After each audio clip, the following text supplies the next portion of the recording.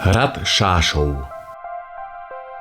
Ticho nad riekou, vietor v korunách stromov a kamenné múry, ktoré si pamätajú stáročia.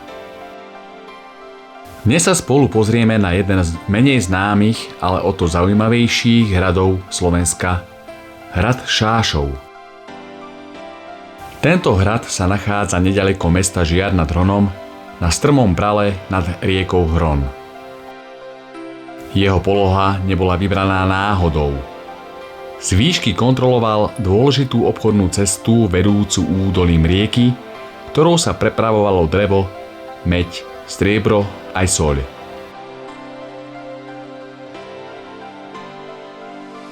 Hrad vznikol pravdepodobne v 13. storočí, krátko po tatárskych pádoch, keď sa na území dnešného Slovenska začali vo veľkom budovať kamenné pevnosti.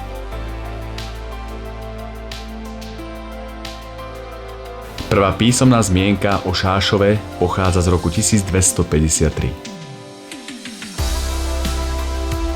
Zakladateľom bol pravdepodobne rod Hund Poznanovcov, jeden z významných šľachtických rodov vtedajšieho Uhorska.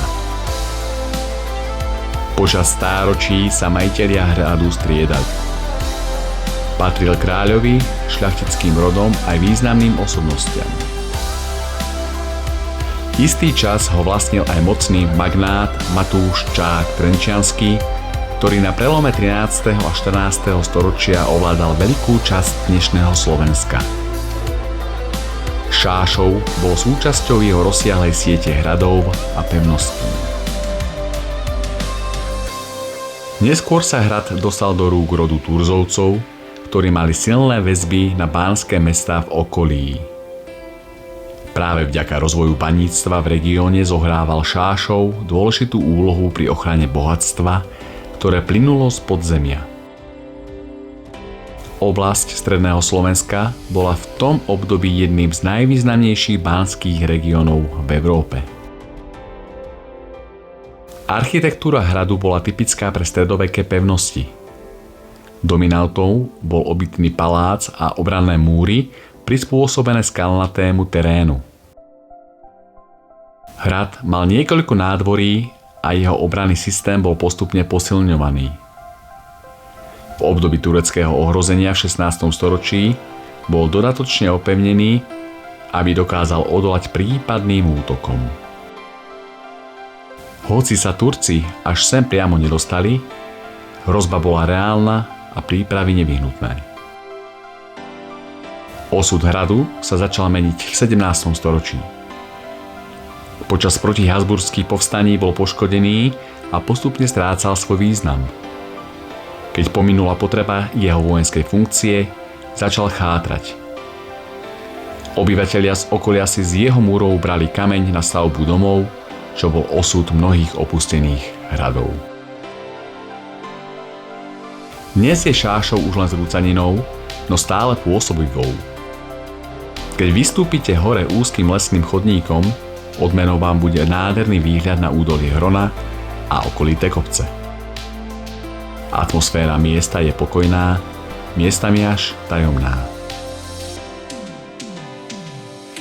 Stačí zavrieť oči a predstaviť si rytierov, stráže na hradbách či kupcov, prechádzajúcich pod hradom.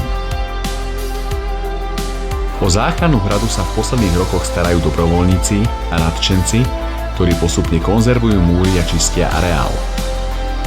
Vďaka ich práci má Šášov šancu prežiť aj pre ďalšie generácie. Hrad Šášov možno nepatrí medzi najväčšie ani najznámejšie hrady Slovenska, no jeho príbeh je dôkazom toho, akú dôležitú úlohu zohrávali aj menšie pevnosti v dejinách krajiny. Je to miesto, kde sa stretáva história s prírodou a kde si človek môže naplno uvedomiť, aké krehké a zároveň silné sú stopy minulosti. Ak sa niekedy ocitnete v okolí Žiaru nad Hronom, určite sa zastavte. Možno vás prekvapí, koľko príbehov dokáže rozprávať pár starých kamenných múrov. Zastavíme sa ešte na hrade Revište.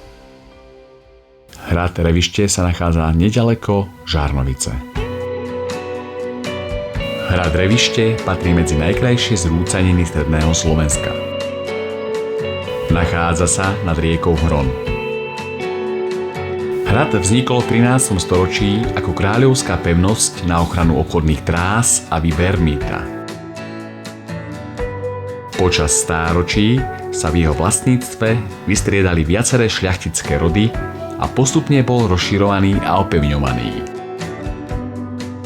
Svoju obrannú funkciu plnil najmä v nepokojných časoch tureckého ohrozenia.